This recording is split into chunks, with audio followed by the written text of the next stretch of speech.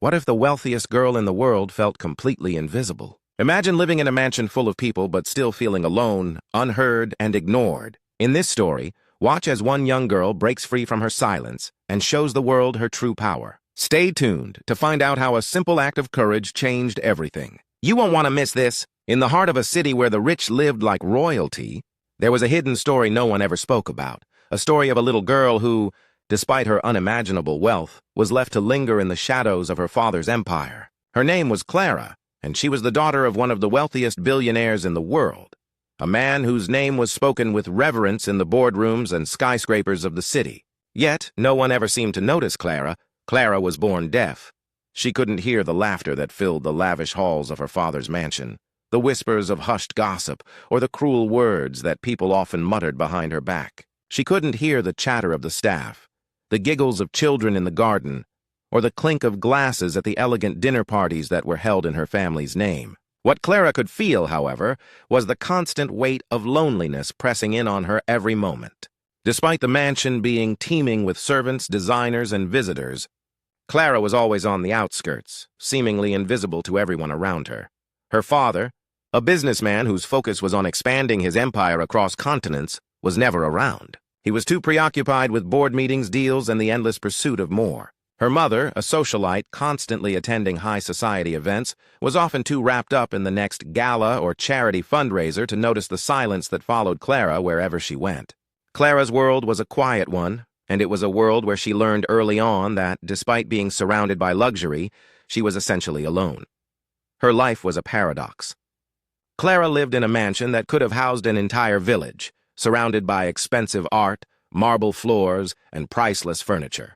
But none of it filled the emptiness that she carried in her heart. The rooms in the mansion felt like hollow spaces echoing with silence. Clara, despite her wealth, was like a ghost in the house. She was surrounded by opulence, yet her world was colorless, until she met Amara. Amara was a young black girl who lived on the other side of the city in a much different world than Clara's. Amara came from a poor family, living in a cramped apartment with her younger brother. She worked as a maid in Clara's family's mansion, doing the cleaning, serving meals, and tending to the house. Despite her circumstances, Amara was full of dreams. She had aspirations of becoming a teacher, of opening her own school, and she had a heart that was as big as her ambitions. While others saw her as just a maid, Amara was rich in kindness, generosity, and an unbreakable spirit. Every day, Amara worked tirelessly, keeping the mansion spotless and making sure everything was in place for the guests who would come and go. But there was something in Clara's eyes that caught her attention. One afternoon, while Amara was dusting the grand hallway, she noticed Clara sitting by the large windows that overlooked the city. The young girl was staring out, her face an unreadable mask of solitude. For the first time, Amara saw her, really saw her, not just as a rich girl surrounded by luxury, but as someone lost in a world of silence and isolation. Amara's heart tugged at her as she watched Clara. She felt an instinct to reach out, to break through the silence that enveloped her. But when she walked toward Clara and spoke, she quickly realized something. Clara couldn't hear her. The sudden realization stung. Amara felt a pang of discomfort, unsure of what to do next. She wasn't sure if it was right to intrude, but she couldn't just leave Clara alone, not after seeing the sadness in her eyes. Clara, despite not being able to hear Amara, noticed the girl's presence. She looked up and their eyes met. There was no disdain or awkwardness, just an acknowledgement that Clara had seen someone who, for once, seemed willing to look beyond her silence and reach out to her. It wasn't that Clara was rude or standoffish. She had simply learned over time that the world wasn't a place where she could easily connect with others. And so, she withdrew into herself. Amara felt an unexpected connection to Clara, even though they couldn't communicate in the usual way. She returned to her cleaning duties, but her thoughts lingered on the lonely girl sitting by the window. Over the next few days, Amara would often steal glances at Clara, who continued to sit quietly, isolated in her own world. There was something about her, something different from the other people in the mansion. It wasn't her wealth or status. It was the silent pain behind her eyes that drew Amara in. Clara, too, started watching Amara, intrigued by the way she moved through the house with a warmth that was foreign to her. Amara always smiled at everyone she met, no matter how grueling the work was. Her energy, her kindness, were things Clara had never experienced from anyone else in the mansion. Amara, despite her own struggles, radiated a sense of dignity that Clara found fascinating, but Clara remained largely invisible to the other staff. They didn't know how to speak to her, how to interact with her. The children at her school mocked her, unaware of her silent world. They didn't understand sign language, so they ignored her. Clara, in turn, became more withdrawn, more accustomed to being ignored, to being just another figure in the background of her father's opulent life. But Amara didn't ignore her. Amara saw her, truly saw her. As days turned into weeks, Amara began to learn a little bit of sign language. It was slow, but she would practice in her free time, learning the basics so she could communicate with Clara.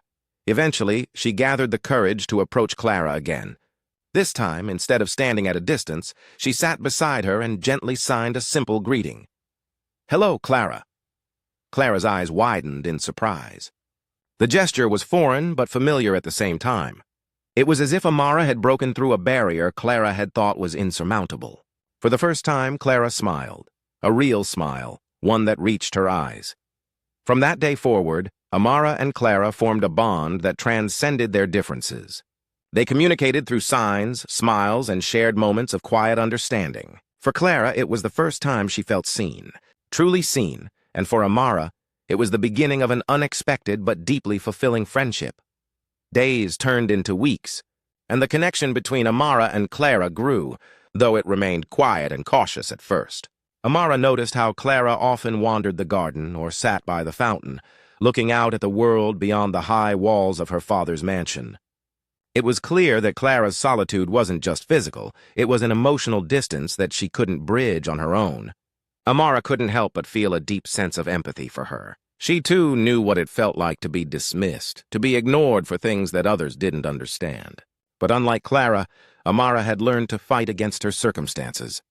She knew the importance of finding strength in adversity, and that's what she wanted to share with Clara. One day, as Clara sat by the fountain, staring into the distance with a vacant expression, Amara gathered her courage.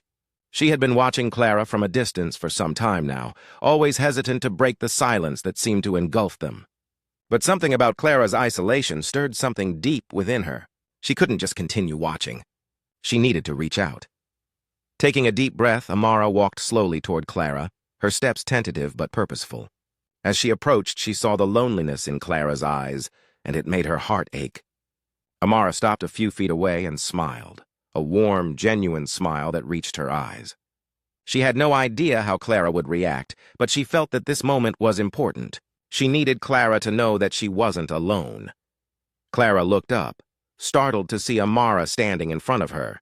She had been so used to people ignoring her that she hadn't expected anyone to approach her with kindness. Her initial shock quickly melted away as she noticed Amara's friendly expression. Amara raised her hands and, with a few simple gestures, greeted Clara using the sign language she had learned over the past few weeks. She didn't know much, but she had memorized a few phrases. Simple, welcoming words meant to break the silence. To Amara's surprise, Clara's face lit up, her lips curving into a smile that seemed almost foreign on her face. It was the first time in months that Clara had smiled genuinely. The world around her seemed to brighten just a little, and Amara could see the flicker of hope in Clara's eyes. She had never met anyone who wanted to understand her, who wasn't afraid of her silence, who took the time to learn her language. For Clara, it was as if someone had finally acknowledged her existence. She wasn't just the daughter of a billionaire who lived in a mansion. She was Clara, a girl with thoughts, dreams, and a voice, even if it was silent. The walls she had built around herself began to crack. Over the next few days, their interactions continued to grow. At first, it was awkward. Simple gestures, looks, and a few words, but slowly Clara and Amara started to form an unspoken understanding. Amara had learned more signs, and she eagerly shared them with Clara. In return, Clara taught Amara the nuances of her language, the signs that spoke volumes more than words ever could. Their conversations were filled with a unique kind of intimacy. Clara found herself opening up in ways she had never done before, even to her own family. She began to share her thoughts, her frustrations, her dreams, things she had kept locked inside for so long. She told Amara about her love for drawing, her fascination with the world outside the mansion walls, and her longing for real human connection. Amara listened intently, her eyes full of understanding and compassion, but it wasn't just Clara who was opening up. Amara, too, shared her struggles, the hardships of living in poverty, the challenges of balancing work and education, the dreams she had for a better life, and her desire to help others who felt as though the world had forgotten them. Clara was amazed at Amara's strength and resilience. Amara didn't let her circumstances define her. She worked hard to carve out a life for herself, and she dreamed big. Clara had never met anyone like her, someone so full of life and determination despite having so little. Through Amara, Clara began to see the world outside her gilded cage with new eyes. For the first time, Clara realized how small and limited her life had become. She had spent so much of her time confined within the walls of the mansion, isolated from the real world, that she had never fully understood the struggles of others. She had taken her wealth and privilege for granted, unaware of how lucky she was to have access to everything she ever needed, except one thing: connection. Amara's presence was like a beacon of light in Clara's otherwise dark and isolated world. Amara didn't judge Clara for her silence or her wealth. Instead, she treated her as an equal, as a person with a voice and a soul. It was in Amara's company that Clara began to shed the labels of billionaire's daughter and the forgotten one. She wasn't Clara, the girl who was overlooked by her own family. She was Clara, a young woman with a future. A young woman who had the power to shape her life. As their friendship deepened, Clara began to let go of her fear of being judged. Her silence didn't define her. It was just a part of who she was.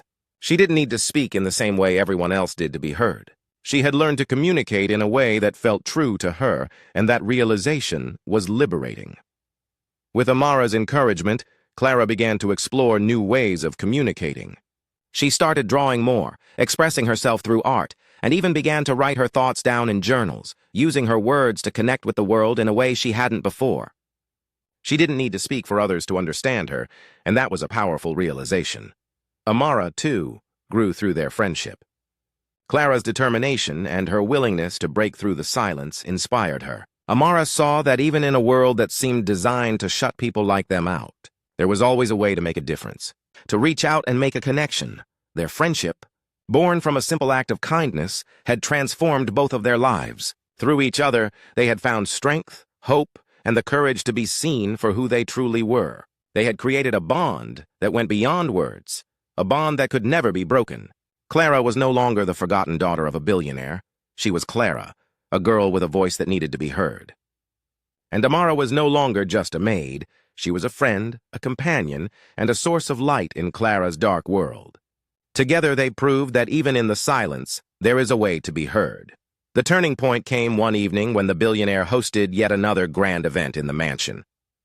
It was a celebration of his latest business expansion, and the most influential people in the world were present: CEOs, celebrities, dignitaries, and high society figures. The mansion was alive with laughter, the clink of glasses and the hum of conversation, all swirling together like an elaborate dance of wealth and power. But amidst the glitz and glamour, Clara felt more invisible than ever. The noise, the chaos, the sheer extravagance of it all. It overwhelmed her. She didn't care about the lavish decorations or the expensive wine being poured.